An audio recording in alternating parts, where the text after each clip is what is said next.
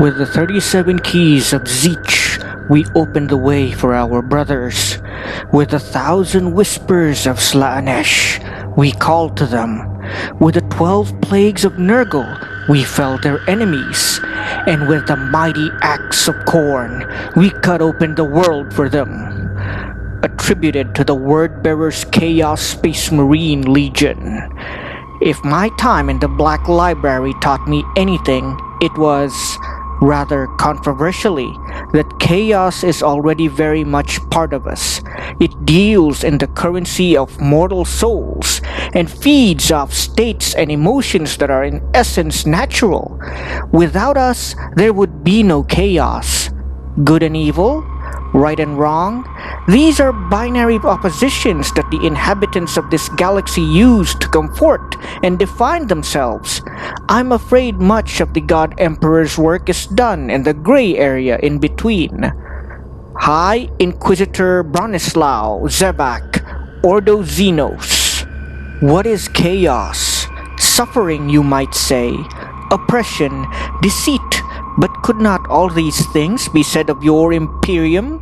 You hunt down the talented and the strong-willed. You break them or sacrifice them. You lie to your citizens and wage war on those who dare speak out. The Inquisitors you call masters assume guilt and execute millions on a whim. And why? Why do you do this? Because you know chaos is there, but you do not know how to fight it. So you crush your own citizens for fear that they might aid the enemy. The Imperium suffers because of chaos. No matter how hard you fight, that will never change. Chaos exists in a state of permanent victory over you. You dance to our tune, mortal one. You butcher and torture and repress one another because the gods of the warp require you to. The Imperium is founded on chaos. My Lord Zeech won your war a long time ago. Gargatuloth, Demon Prince of Zeech. The Dark Gods, the Ruinous Powers, the Great Enemy, the Chaos Gods. Now we've already had our little discussion about chaos in one of our previous videos, specifically the one about the Black Crusade RPG. We discussed just what kind of people would join the ranks of these heretical hordes and what sort of weapons and powers they bring to bear. However, now I think it's time that we also talk about their patron deities, the gods of chaos, who can be found in most products by Games Workshop like Warhammer Fantasy Battles, Warhammer 40,000, Warhammer Age of Sigmar, and Blood Bowl. Actually, I was going to start with a video about the Emperor of Mankind, but decided at the last moment that I think people need to hear more about the Great Enemy first. After all, a hero is only worth as much as the villain he or she faces. Besides, with everything going on in my country right now, I'm in a mood for discussing darker topics. Hi, hello, and welcome again everybody to another episode of Natural Juan. This time around we're going to discuss the Chaos Gods of Warhammer 40,000 who, as already mentioned, also appear in other products by Games Workshop, such as Warhammer Fantasy and Blood Bowl. However, before we get any further, I'd like to invite you all to subscribe to my channel and hit that bell for notifications. Special shout out too to Mr. Jonathan Green, my patron in Patreon. If you would also like to support my channel and what I do here, please check out my Patreon, PayPal, and Gcash information in the description below. Okay, now let us enter the warp and meet the ruinous powers. First, we will need to talk about the warp, its bizarre nature, and its relationship with mortal races. To put it simply, the warp is like the collective consciousness of the entire Milky Way galaxy. It is a vast repository for all the dreams, thoughts, and memories of every sentient being that live in our galaxy, with humans being a significant, but by no means the only, contributor. It is also a place or dimension, and, with the right kind of technology, one can travel through the warp in order to move faster than the speed of light. This is why the warp plays such a vital role throughout the Warhammer 40,000 setting, as, without it, many of the races and characters would be trapped in their respective star systems. Unfortunately, the warp is infested by what can best be described as evil spirits, commonly referred to as demons. These are actually just negative emotions that have coalesced in the warp and have gained a kind of sentience on their own. Now, beings of the warp aren't always evil, and there are actually some examples of entities that were formed from positive emotions instead, but these are few and far between, unfortunately. Some fans theorize that this is mainly due to mortals preferring to focus on the negative side of things rather than the positive, which I can somewhat agree with. Another thing to consider though would be that these creatures of thought and memory are often selfish, and not in the same way that mortals are. For instance, an entity formed from the emotion of anger cannot help but be angry all the time. A being that coalesced from sadness will always be sad, and a creature born from jealousy is jealous of everyone forever. It is simply what they are, and any alternative would no doubt make them cease to exist. Beings of the warp cannot directly affect creatures of material space, at least not usually. This is why they either usually manifest themselves in the dreams of mortals, or make a host of, or speak through a psyker, or person with psychic powers. The only exceptions to this rule, of course, are when the ships or vessels of mortals are traveling through the warp, or in places where the warp overlaps with real space, such as in the Eye of Terror or the Great Rift. In cases like these, it is very important for those in these places to have some kind of spiritual protection, as many of these demons are ravenous monsters and will devour both the flesh and souls of any sentient being. The Chaos Gods, to put it simply, are like demons in that they are coalesced from emotions, thoughts, and memories of mortals. What makes them different though is that they are made from the emotions, thoughts, and memories of trillions upon trillions of mortals multiplied by a scientific notation. This makes them vastly more powerful than any single demon, and are also infinitely more extreme, which translates to them being more evil than just about anything else in the setting. Now, there are actually quite a few Chaos Gods in Warhammer 40,000, but the most powerful, and probably most important, are the big four, which are Khorne, Tzeentch, Nurgle, and Slaanesh. Each of them have their own dedicated cults and servants, and each one is always trying to best the others in what they call the Great Game. As a matter of fact, when not forced to fight a common enemy, the gods of chaos don't just scheme and plot against one another. They war openly when there is no one else to fight. Let us first start with Khorne, the blood god, the deity of war, hate, rage, and, surprisingly, courage. Khorne is renowned for his bloodthirst, his greatest demonic servants being called bloodthirsters after all, and is said to care not from where the river of blood flows, only that it does. He is the god that is praised with the battle cry, "Blood for the blood god, skulls for the skull throne." Unlike the other three Chaos Gods, Khorne does not want any temples built in his name or his image, as he believes that time not spent fighting is time wasted, and would prefer his followers fight and kill as many people as they can, even each other if there are no enemies left to fight. As mentioned, Khorne is served by demons called bloodthirsters and bloodletters, which resemble the traditional depiction of demons, being horned, red-skinned monsters who walk on cloven hoofs. His most notorious servants in the material universe are the World Eater's Chaos Space Marine Legion, and their unstoppable and barely coherent berserkers.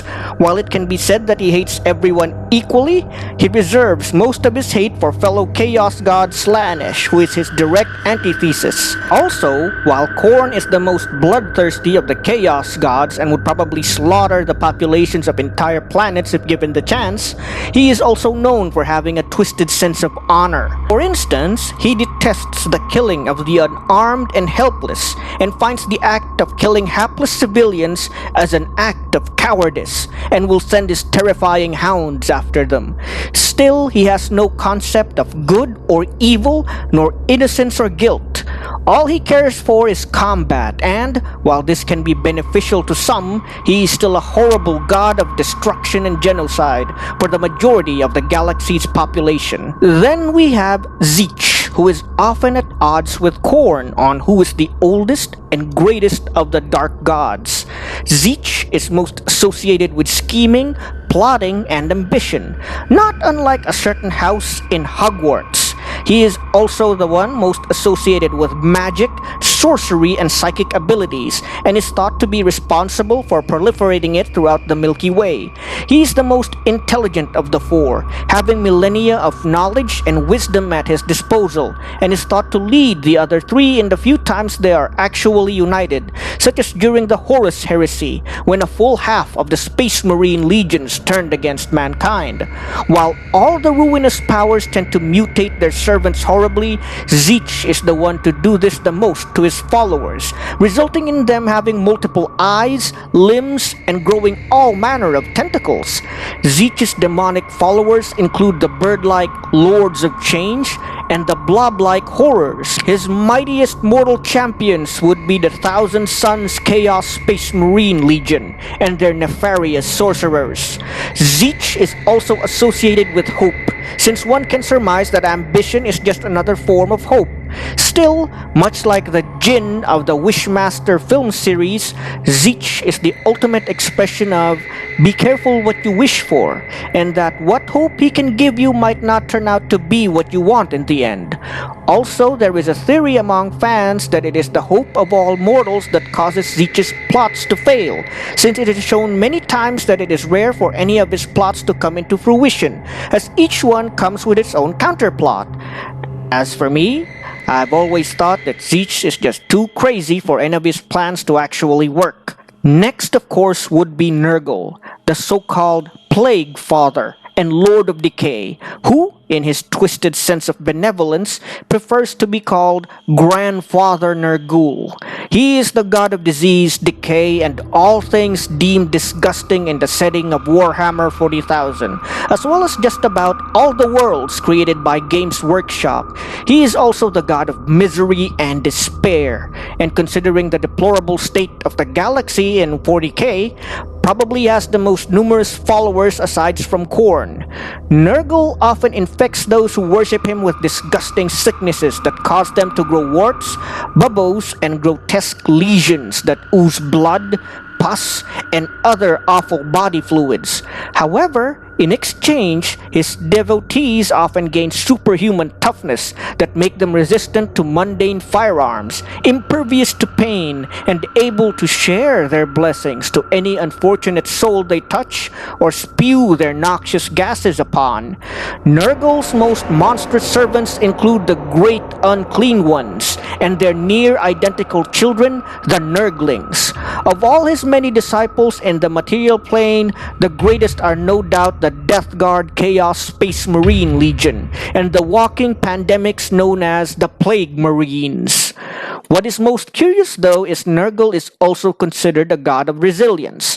Indeed, his followers are renowned for living in the most squalid and reviled places and can survive despite the vast amount of horrible wounds and infections they suffer from. However, the resilience Nurgle offers is more about unity in misery rather than anything positive. In fact, for the Plague Father and those who follow him, it is better to suffer together than to make an effort to better oneself and others.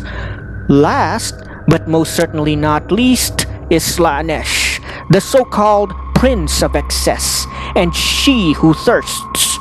Unlike the other three, Slaanesh was born from the perversions of the Eldar about 10,000 years ago before the story of the setting begins, making him, or her, the youngest of the Chaos Gods. A god, or goddess, depending on who you ask, of excess pleasure, Slaanesh appeals most to hedonists of all stripes, be they connoisseurs of food, music, sex, or even more exotic desires. Much like Khorne in this regard, Slaanesh does not care what you do, who or what you do it with, and whether or not they're willing, and how far you're willing to go as long as it brings great pleasure. However, while Slaanesh normally feels nothing but indifference for the other Lords of the Warp, she feels nothing but revulsion towards Khorne, who would just as soon slaughter all her followers in a fit of barbaric rage. Slaanesh servants tend to be very beautiful or artfully talented in some way, but become hollow fiends in their search for inspiration and sensation. Slaanesh's debatably most beautiful servants are the keepers of secrets and the demonettes. Meanwhile, Slaanesh's most seductive warriors are the Emperor's Children Chaos Space Marine Legion, and the loudest are no doubt the Noise Marines with their sonic cannons that resemble electric guitars. Slaanesh is also most associated with romantic love, albeit one that is perverted to the point of obsession. As it is with all the other Chaos gods, what benefit she provides is questionable at best, and mind-breakingly horrific at worst. For instance, it may be possible for Slaanesh to make the person you admire fall in love with you, but in exchange, they become obsessed with you and will fly into a murderous rage if you as much as speak to another person, if only about trivial matters. He who thirsts could grant you inhuman beauty, but at the same time make you emotionally numb and unable to feel the love that you've always sought in others. Now, the four Chaos gods mentioned here are not the only ones of their kind. There are others who are both minor and mysterious, and seldom mentioned in the lore of Warhammer 40,000.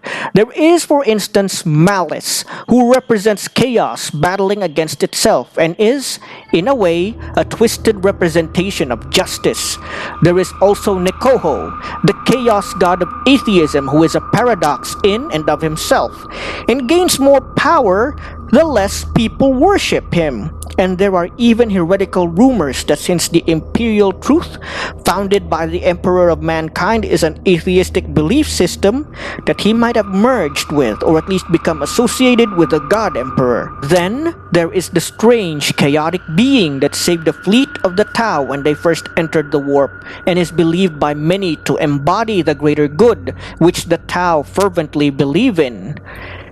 Anyway, that's it for this episode of Natural Juan. If you enjoyed this video, and I'm hoping you did, please feel free to subscribe to my channel and hit that bell for notifications. If you would also like to support my channel and my efforts, please check out my Patreon, PayPal, and Gcash information in the description below. Natural Juan is now exiting the warp. Wait!